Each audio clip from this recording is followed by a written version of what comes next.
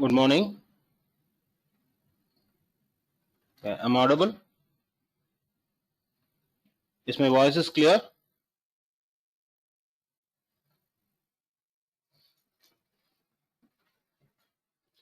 Yes, guys. Thank you. Thank you. Okay, let's start. Let's continue from the last session. So, yesterday where we stopped? Can anyone recall what we seen yesterday?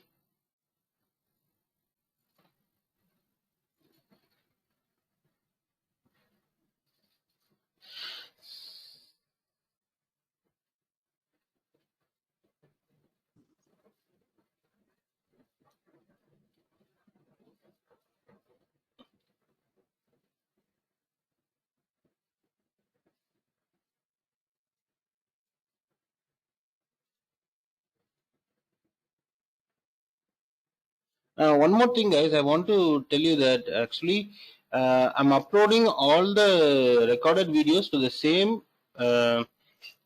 playlist. I have created a separate playlist for you. So you can view all the videos in the same playlist. So I'll be keep on updating that. So every sessions, if it is possible to record. So actually right now I'm able to record. So I'm recording it. So the first session is not able to record. So all the sessions will be updated or uploaded to the same playlist. You can view all the videos in the same playlist. If you want to recall or if you want to go through again, you can go to that. Yes. So we had started with data structures and the linear data structures, and why we are going for nonlinear data structures. So in linear data structure, the only problem that we can see is a common problem in all the linear data structures. That is starting from array and linked list and stack and queue. The common error or the common time complexity, the common operation which consumes more time complexity is nothing but search operation. So to overcome the search operation, we are going for nonlinear data structure. So in nonlinear data structure, we have two types. First one is graph, another one is tree. So as I said, so we can see this on in detail in the upcoming sessions. So if there is a loop, then it is a graph. If there is no loop, then it is a tree. So that is the main difference. Just for understanding, I'm keeping this. So by using this, we are reducing the time complexity for searching. For n elements, if it is a linear search, then we have to traverse for O of n. It should be an order of n, but we are reducing the time complexity by using this nonlinear data structures. So after this nonlinear data structure, so there is one more type.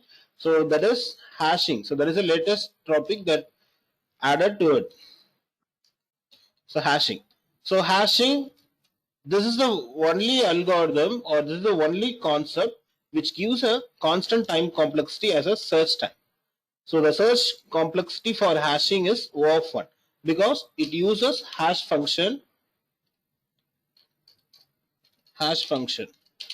to search an element.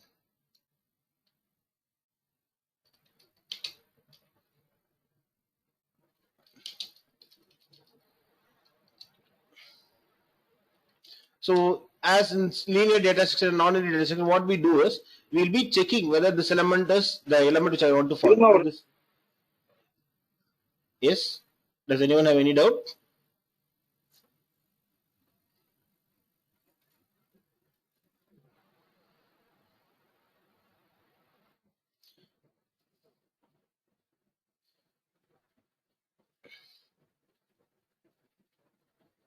Okay.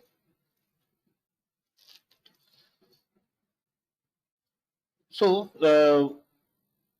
time complexity for even linear and non-linear data structure, there is a time limit. So for example, if you are using a tree or a binary search tree, the maximum time complexity for searching an element is O of n log n.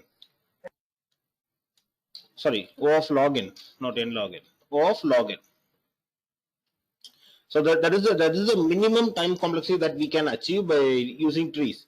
But in hashing, we can achieve a complexity of O of 1. O of 1 is nothing but a constant time complexity. Constant time complexity is without going and searching for each and every element, directly we can search an element, whether this element is present inside my data structure or not. So how I'm achieving this is by using hash function.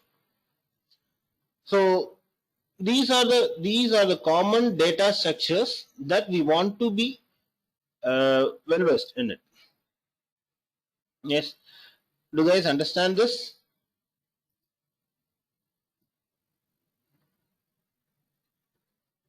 See, we will be seeing in detail for each data structure. Actually, we started with array. In the first session, we started with array and how to create an array using a normal static array. I hope you already are aware how to create a static using the stack memory. But how to create using star, we have seen this by using this heap memory. So by using malloc function, we have seen in the first session. The first session, we started with this array, 1D array, and also we have started creating a 2D matrix, and then how to allocate a memory for 2D matrix, how to assign a value, and how to get a value, how a pointer will work. So we started with this, and functions, how to pass an array or a matrix or a function, sorry, how to send a pointer to a function. So we have seen this. Yes, guys?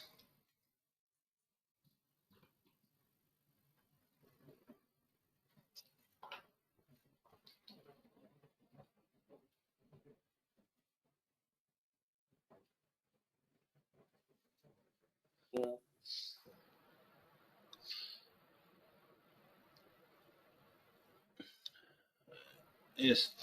So, okay, so let's start with linked list. Before going for linked list, we have to go in structures. So how to create a structure. And one more thing, so and also I suggested that, so as I spoken, I am explaining about OOPS concepts. But if I start with OOPS concepts, then that will take a lot more time.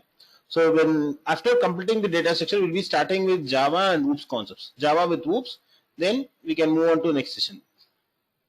So right now, for the time being, I'm going to start with the structures and linked list, and then next we are moving to stack and queue, and then we are going to tree and then graph.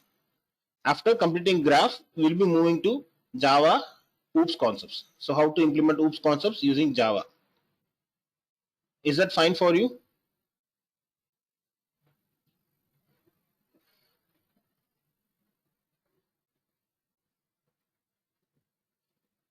Yes. Okay.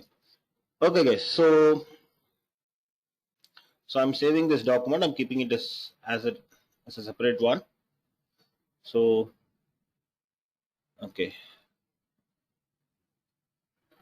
So I'm just stop sharing, and then I'm going to share my entire application. So just a minute.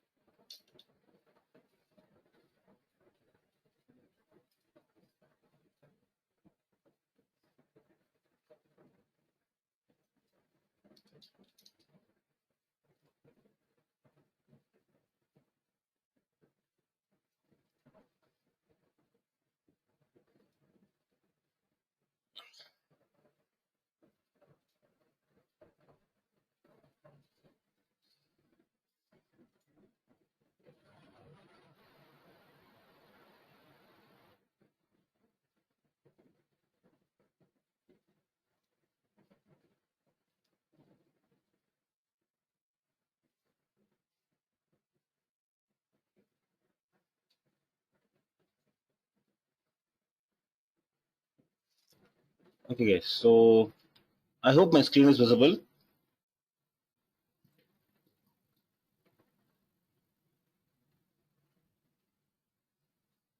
Is my voice and is my screen is visible? Is everything is clear? Shall we start?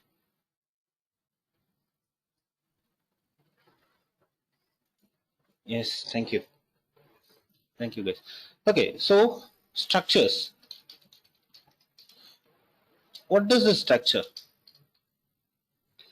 Structure in C. What is this? Sir, what is this structure? Sir, why do I want to learn a structure?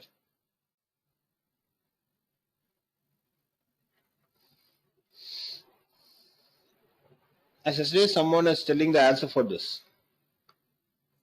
Yes, it is a user-defined data type. Correct. So first one is a user-defined data type. User-defined data. Second one, to store values of different data types. Correct.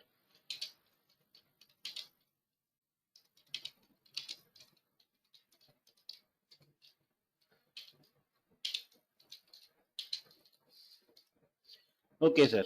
Sir, why do I want to create a new data type, sir? What is a C? Already I'm having a integer type, I'm having a float, I'm having a double, I'm having a long, short, and I am having what is it, character. So whatever the data types I want to create is already there. Then why do you want to create a new user-defined data type? What is the use of creating a user-defined data type?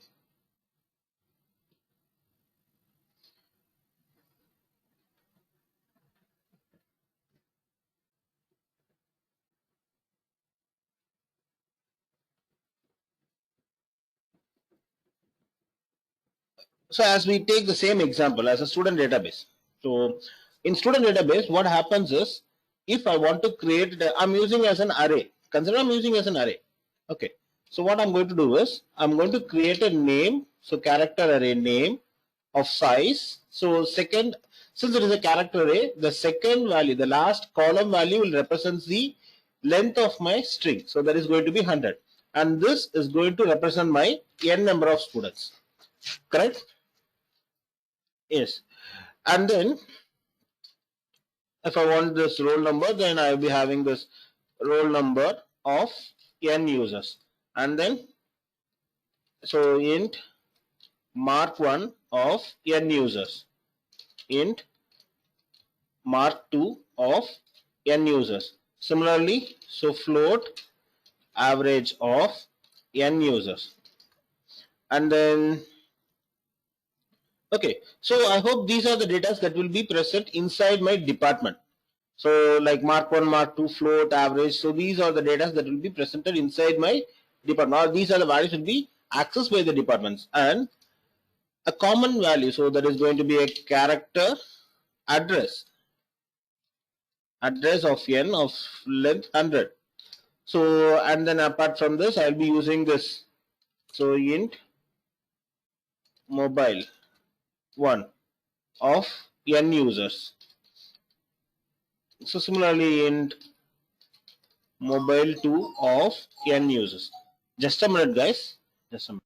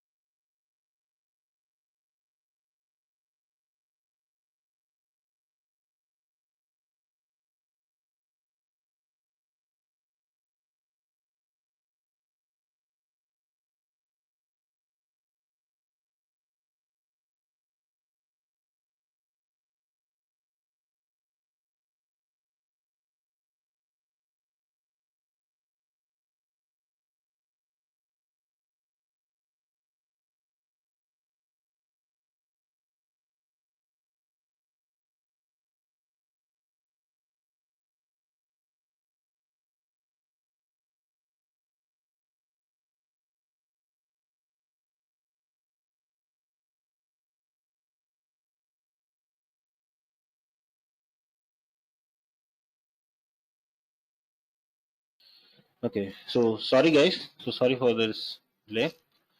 Okay, so we'll be adding this. Guys, I'm audible? Hello?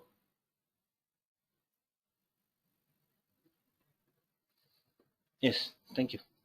Thank you. Okay, so we'll be having these values. That is our personal data. So this will be our personal data. So like in pin code, and these will be used by our administrative office, correct? Or our user affairs or HR. So this will be updated in office, and this will be updated in department. Yes. Suppose what happens is, if a user uh, wants to move to some other college, so what happens is they will be informing to the office, they will be removing the user. For example, they will be removing the user in the administrative section, correct? Will that be updated in this same department?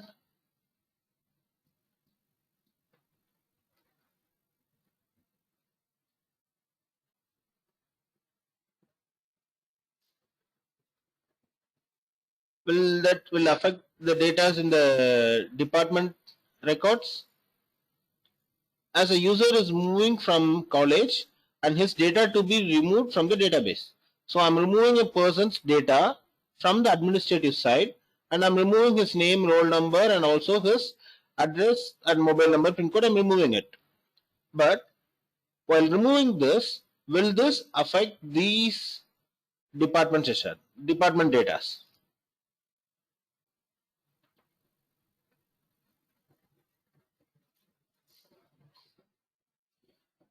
Guys, do you understand my question?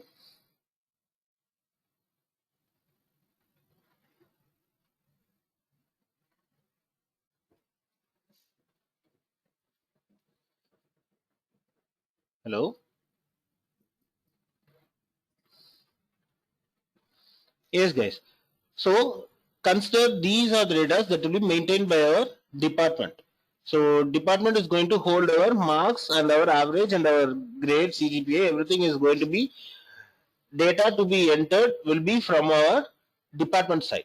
And the main data, that is our name, our roll number, our address, mobile number, and pin code. So these are my user data, and these will be accessed, or it will be modified using our administrative office. So there is nothing but this is office data, and this is going to be my department data, and this is going to be a common data. So by using this, we'll be accessing all the data. So this is going to be a common data. Yes.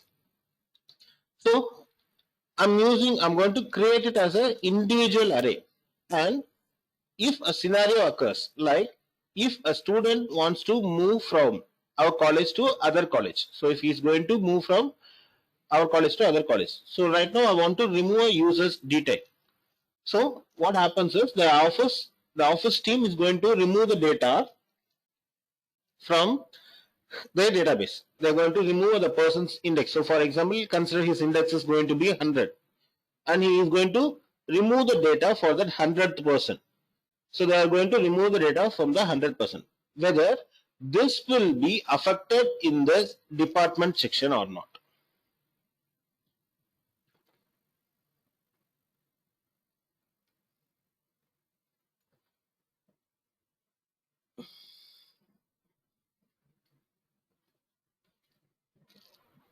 Okay.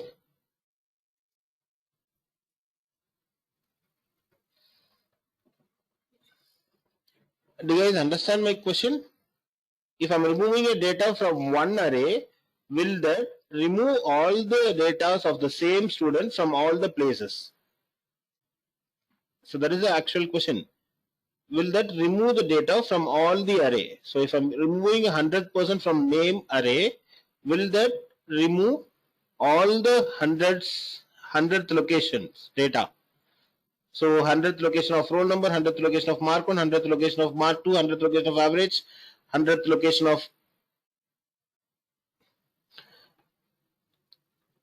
So actually what happens is, nowadays we are doing that. We are actually we are removing that.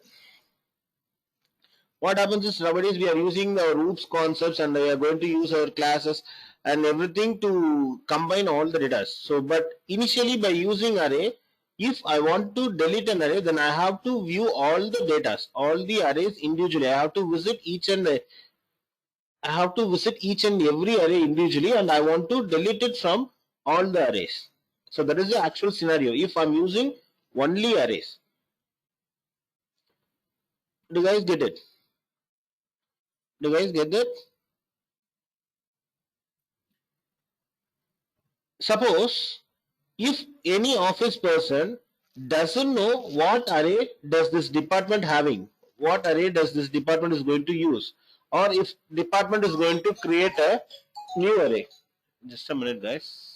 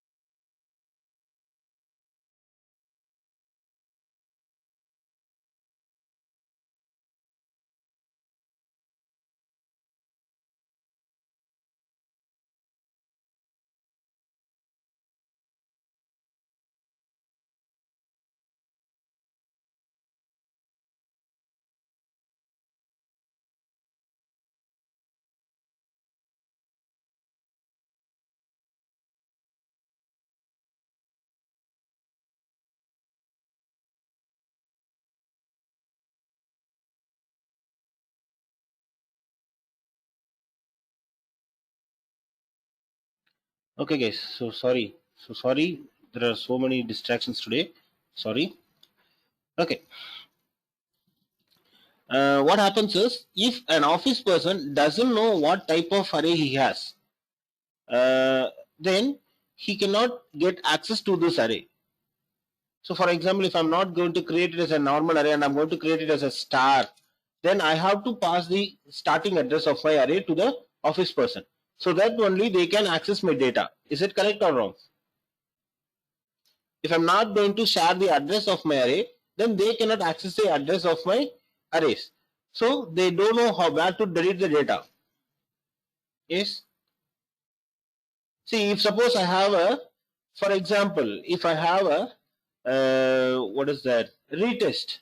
We are having a retest. So retest is not going to be added for all the users. It is only going to be added for only the persons those who are going to attend the test, or they are going to repeat the test. Correct?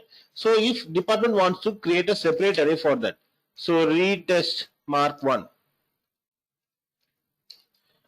And here the index of the values or index for that specific person will change. Yes or no? He may be in the 100% in all of the data, but he may be in the 50th location in department database. Is it correct or wrong? Do you guys get the scenario which I'm going to tell? So there are some scenarios, if you are using these arrays, then we are not able to delete or insert at the every record on all the database. Sorry, in all the arrays. So consider all the arrays. If I want to update a value for a separate or for an individual person, then I have to see for each and every variable, every array, and I have to update it manually. Yes or no? Do you guys understand this scenario? Guys, do you understand the scenario? Yes.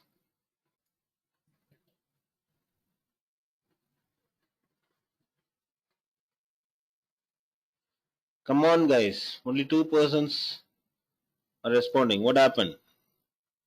Suresh don't understand this.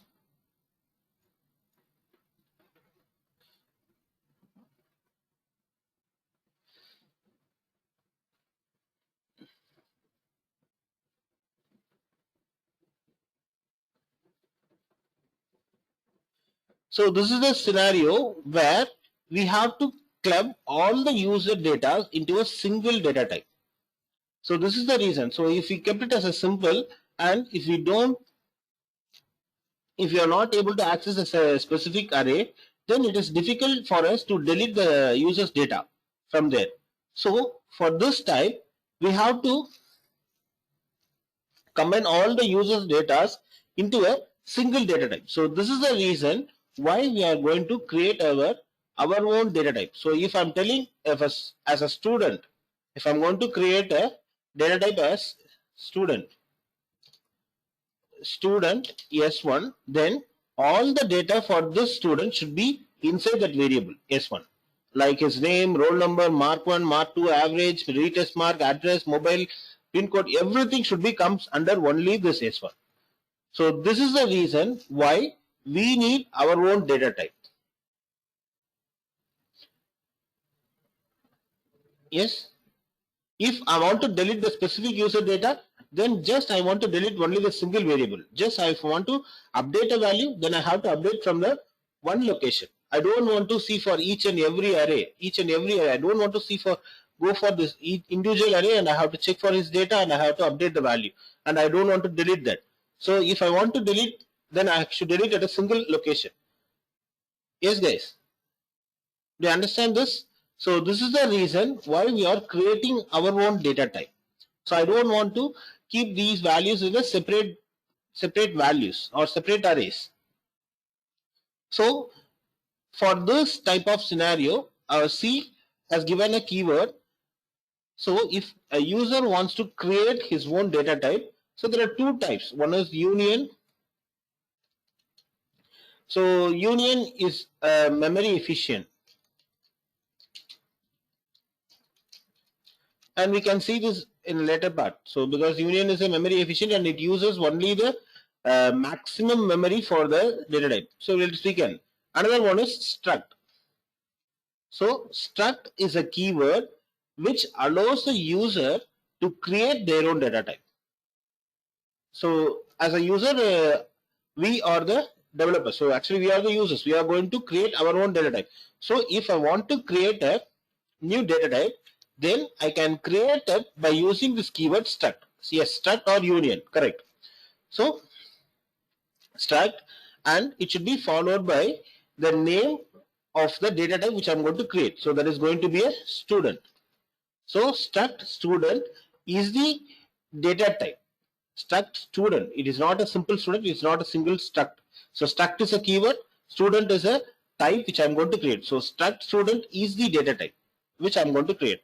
Now what I'm going to do is I'm going to put all the data inside my structure. So this is a basic structure. So inside it I'll be having this. So character array, name of 100, and I'll be having his roll number, and I'll be having his mark. So mark 1 and mark 2.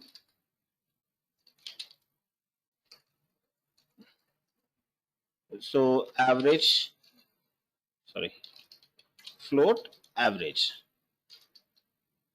Yes. So at last I should end with a semicolon. So this is the structure.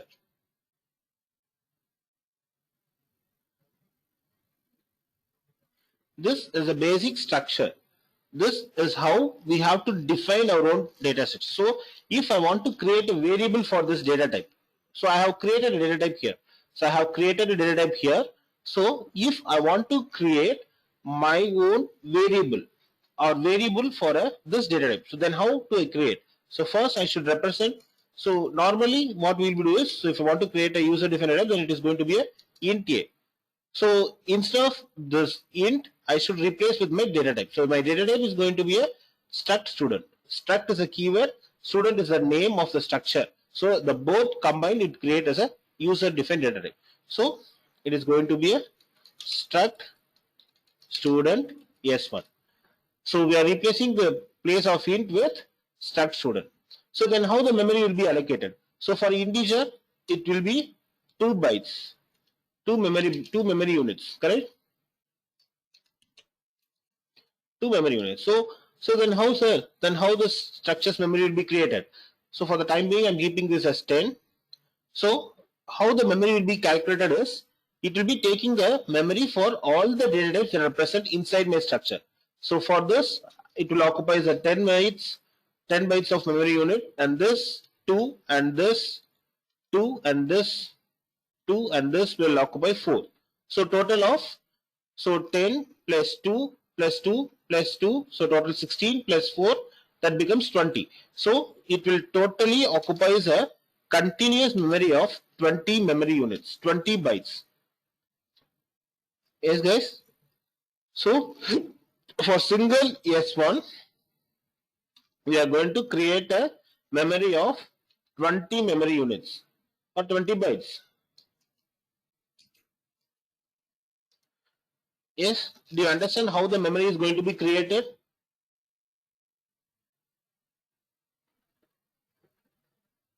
Yes. So similarly, if I want to create an integer array, then what we'll be doing is we'll be creating variable name of size 100. Similarly, if I want to create a student array, struct student array, same what we are doing is, so struct student variable name followed by the size of my array. So the memory will be 2 into 100. So this is going to be 2 into 100. So that will be 200 memory units. Similarly, here it will be 20.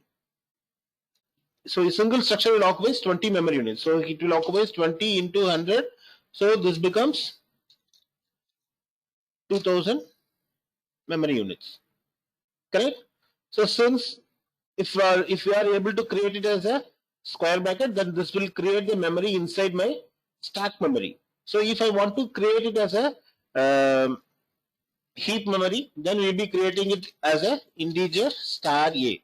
Similarly, here what we can do is we can create it as a struct student star s1. We are just replacing with the predefined data type with our user defined data type. The user defined data type is struct followed by the structure name.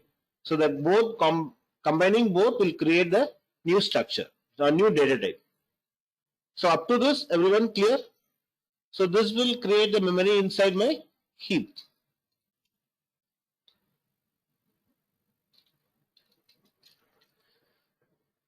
Yes guys, do you guys understand up to this?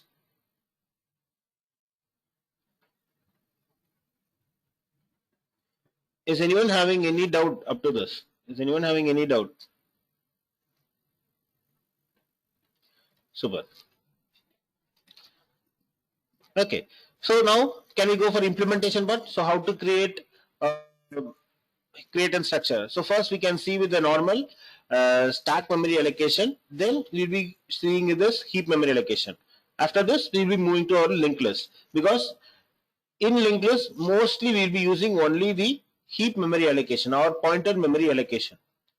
Yes, so by using this pointer I'll be creating a memory and I'll be starting to use. But before this you have to know the difference between this stack memory allocation and the heap memory allocation. So how it is going to be created and how it is going to be created and how the values will be accessed. Yes, so first creating a structure.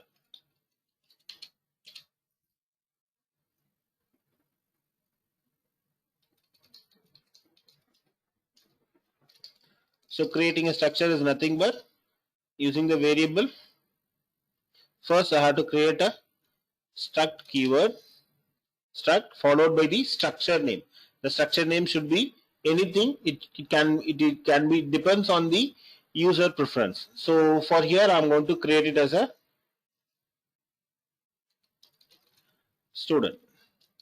So inside the student I'm going to keep the values or the variables which will be access to the single student. So there is going to be a character name of 10, or for example, I'm going to keep it as an int roll number. Okay, we can keep this. Okay, int roll number and then character array name of 10 and float average, and then we can have a character grade. So after this I'll be ending with the semicolon. So this is how we'll be creating our own user own data type. Can we nest in structure inside another structure? Can we nest a structure within the another structure?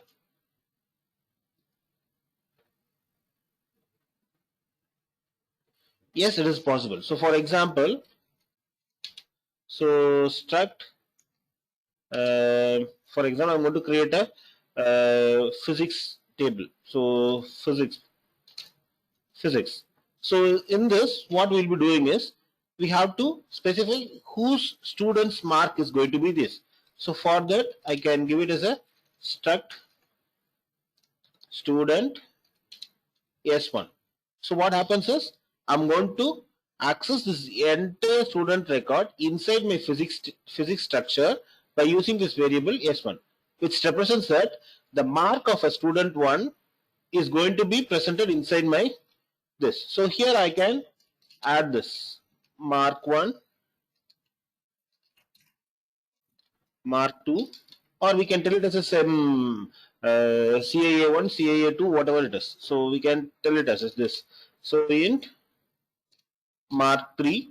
If I want to have a retest, then I can have a retest 1, retest 2, retest 3, and also I can have this total mark.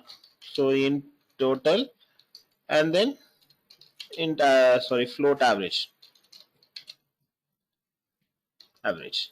So by this we can create, or we can nest a structure within the structure. So here what I did is I just access the variable, only the S1 variable. So there is a type, we can also create a structure inside another structure. So there are two types. So we just don't want to deep dive in it. So just go and refer, because you guys are already aware how it is created. So this is the way the actual application is going to be created. So even our Impress ERP is actually working in the same structure, but instead of structure we are using it as a class. So class student, and here we'll be using it as a student S1 instead of using this keyword struct. So we'll be creating it as a struct class student, and inside the student I'll be having all this variable, and inside here I'll be creating as a class physics, and inside this I'll be using this student S1. So this is a modern application, or even a Python or a Java is everything is going to create it as a class. So structure is the base of my class. Do you guys understand? So classes, so whatever the class that we are going to use in Python or Java that are evolved from our structure. The only drawback is in struct we can have only the variable names, only the variables, or you can tell it, you will be telling it as a properties, the property of a real-time entity. So property is nothing but this is the variable. So this is the property of this entity. So similarly in class we can have both variables, there is properties, and also another one what we can have inside my class.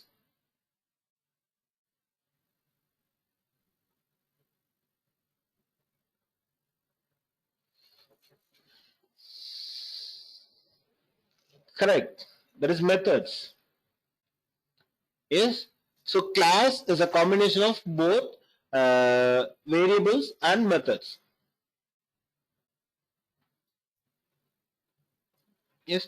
So the modern classes which we are using, so after C++, everything is an advancement of this structure. So this is the reason why everyone telling C as a basic. C as a basic. Because C is the only person, C language. So before C we have so many languages. But there they do not see, they haven't defined anything as a specific structure like it is. So like how to use a if, how to use a for, how to use a how to use, they have introduced this concept of keywords with specific syntax. The syntax, that is the main reason why still now we are learning C. Because if you are able to create a structure, then we can easily create a class in C++, Java, Python, in any language. We can create a class because it is going to be in the same format. If you are able to create a if condition, for loop in a C program, or if we are able to decipher if and for in C, then we can easily able to decipher in Python, in Java, in any modern languages, because every modern languages taking the syntax of the C and they are using it in their own method. So that is the reason they are calling C as the basic of all language. Basic of all modern languages, not all languages, all modern programming languages. Okay, guys. So by this we can add another structure inside us, another structures. Okay, now right now we are not going to do that, so I'm just deleting it. Okay, I just keep that for your reference. So this is just for your reference.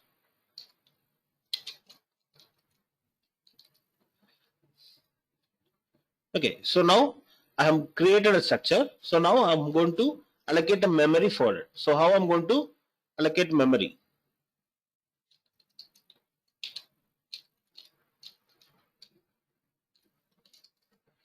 So if I'm going to create it as a normal stack memory, so stack memory allocation is nothing but we are going to create a temporary memory allocation. So temporary memory allocation is going to be struct student s1. So this is going to create it as a stack memory. Or if I want to going to create as a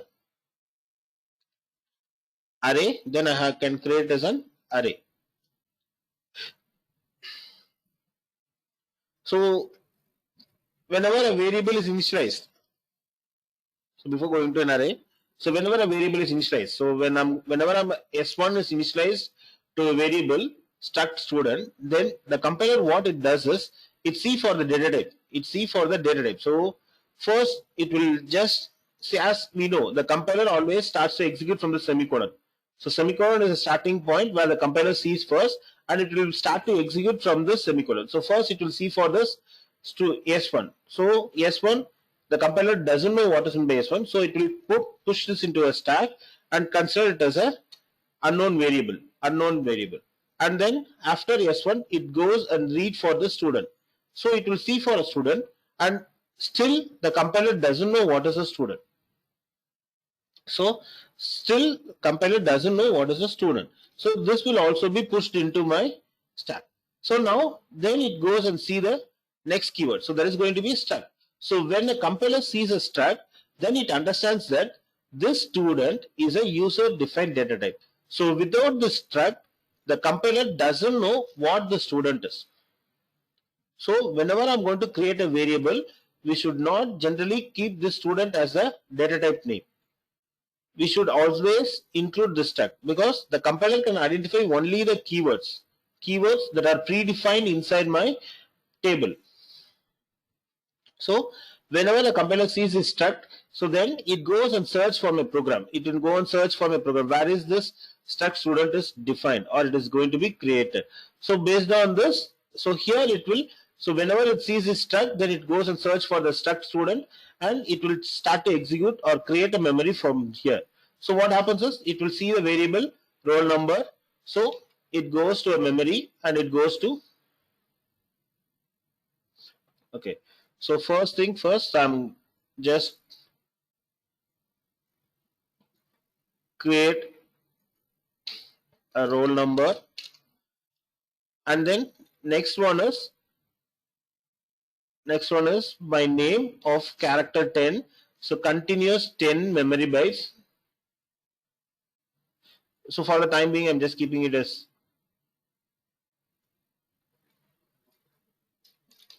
so name, and then average is going to be float. So for float, I'm going to give it as a 4 memory locations.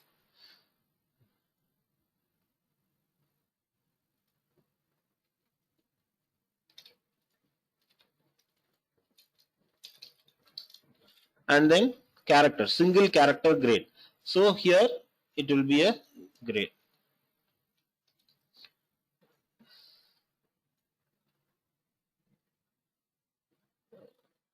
So just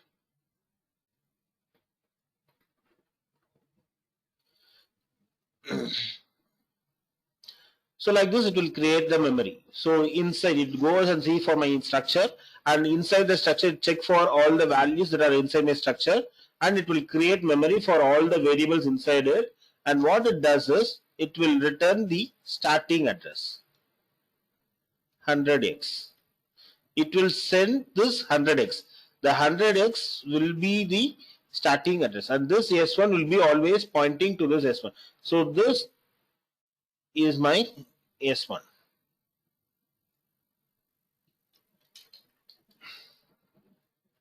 So this entire memory is going to be pointed as my S1, and here this 100x is going to be my starting address of my roll number, and this 102x is going to be starting address of my name, and after 10 characters I'm going to give it as a, so 113x is going to be starting address of my roll number, and 117x is going to be my starting address of my grade. So this is how a memory will be created for a structure. So this is going to be continuous 10 memory bytes. So since it is going to start from 102, I'm telling it is 112. Yes guys, so the complete memory which we created, this is going to be, this entire block is going to be represented as S1, and this S1 will always points to all the reference, this address, all these addresses. It will not just only hold the starting address. Sorry, I just tell this. So this block is going to point for entire memory that is occupied by this location. Okay, sir. So we have created a structure variable, and also we have allocated a memory. So if I want to access a values inside my structure, so how to access?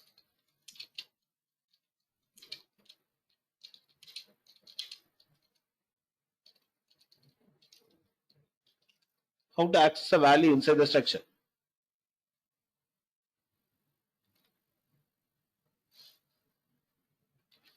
So normally if I want to, correct.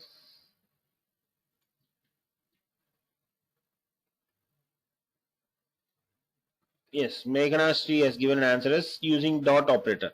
So we have different operators. One is dot operator, and also we having a arrow operator. So for heap memory access, we will be using this arrow operator. For stack memory access, for stack, we'll be using this dot operators. For heap memory access, it is a pointer memory access. If I want to access a value by using this reference variable pointer, then we'll be using this arrow operator. Or if it is going to be a stack memory access, then it is going to use my dot operator. So these are the two operators which is used to access a value inside my structure. So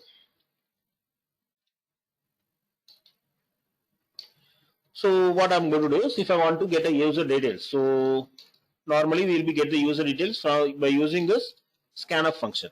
So if I want to get a what is it, first one, roll number. So roll number is a type of integer. So normally what we do is, to get an integer, what we'll be doing is, it is going to be a %d, and I'm going to give the address of roll number. So this is how we'll be normally getting the value. But what happens right now is, this roll number is inside my S1, and my current program doesn't know what is this roll number and where this roll number is, because inside my main memory I have not created any variable as main function. Inside my main function I have not created any variable as roll number, because this roll number is only present inside my structure, and this structure can be accessed only by using S1. So to access this roll number, what we have to do is, I have to refer that this roll number is present inside my structure.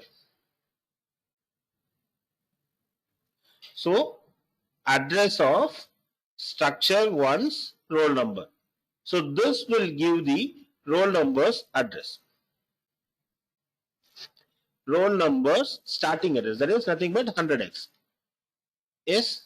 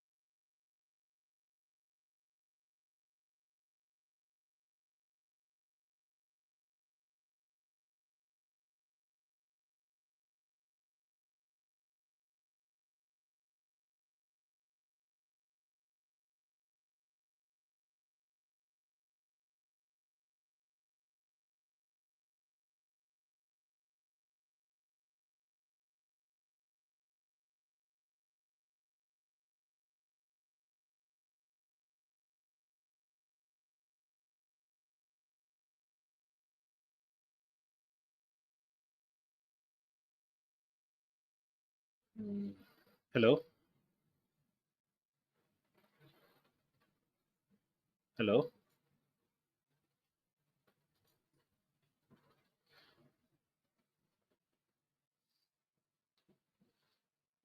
Okay.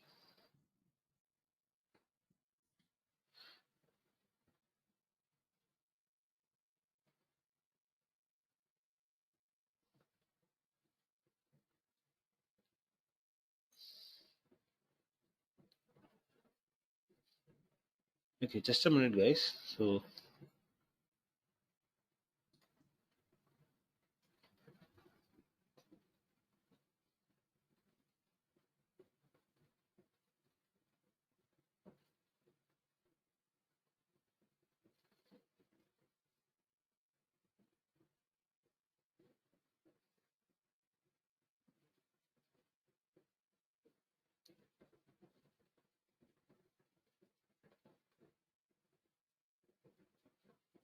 guys, hello. Does anyone is going to take assessment now? Do you guys have any assessment now? I have a doubt.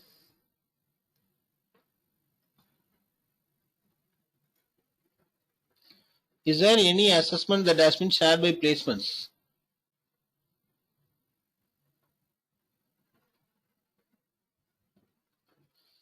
Okay, it's going to be tomorrow. Okay, no issues, no issues.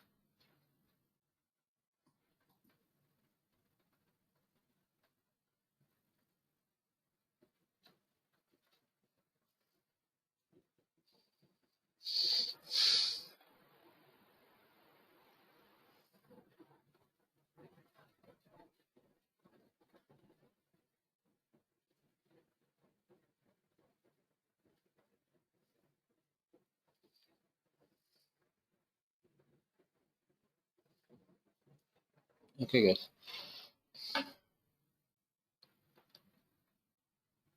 So, is there any meeting today at 11 at Webinar Jam?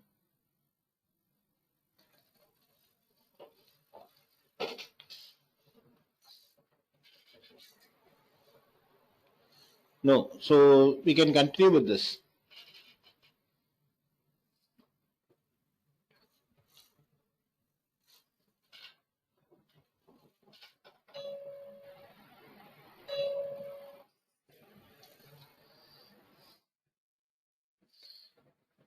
Okay, skill track test. Okay, just a minute. I will confirm with one person. Okay, just a minute.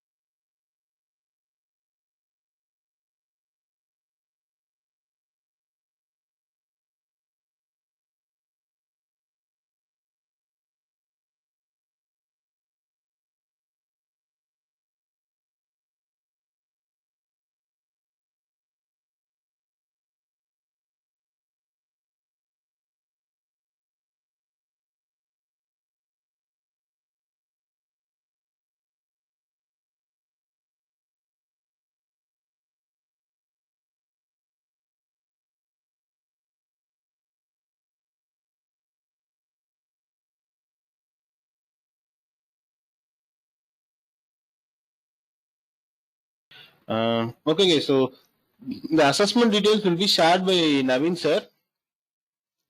So we'll be having. Okay.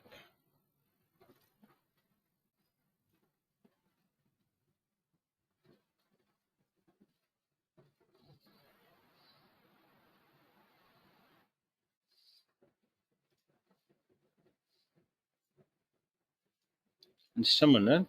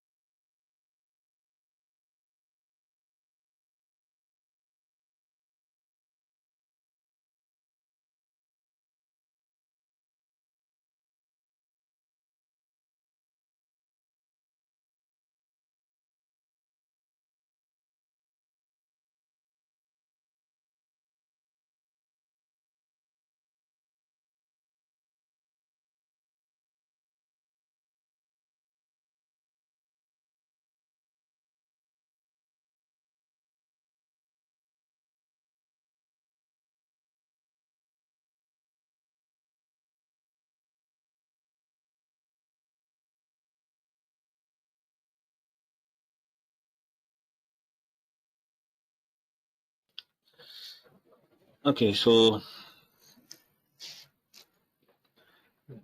sorry, guys. So there are a lot of disturbances. So I'm getting repeated calls. Mm, Okay. Okay. So this is how we'll be accessing a value. So instead of using a direct roll number, just a minute. I'll share my screen. Sorry.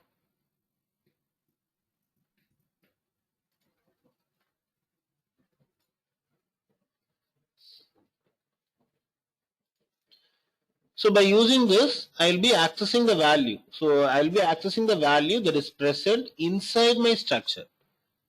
Yes.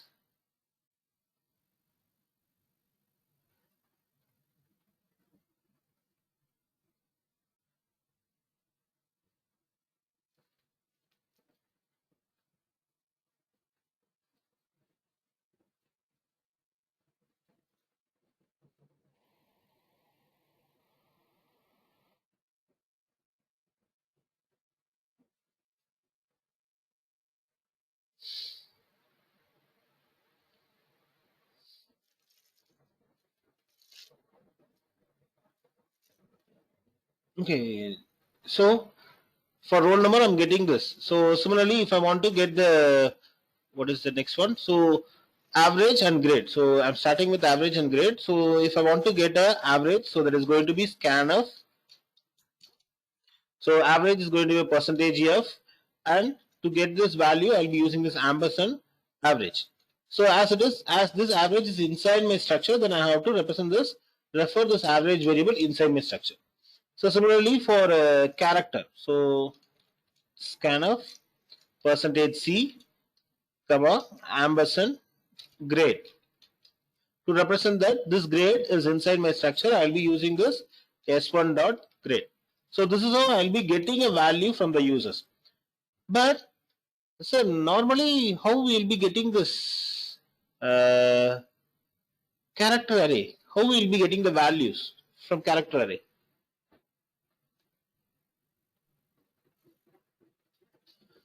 For character array, how you will be getting this value?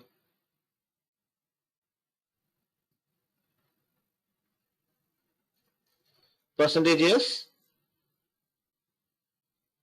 So for getting a name, we'll be using this as, so scanf percentage yes comma name. We will not be giving any ampersand for character array, because the name itself is going to hold the address of the starting address of my entire array. Yes, name is a variable which is going to hold the starting address of my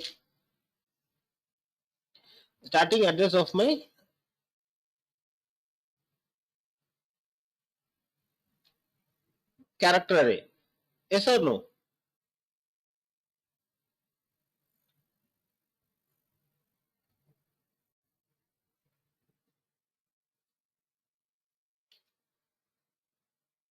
Yes, yes. Do you guys understand this? So same, instead of using this name, we are going to refer this name using my structure.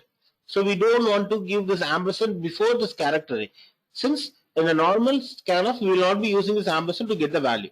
So this is how we will be getting the value or storing the value to my structure.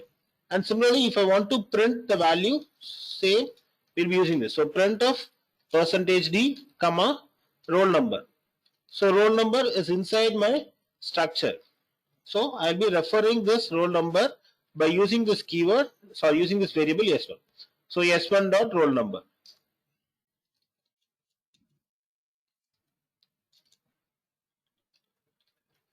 Percentage f.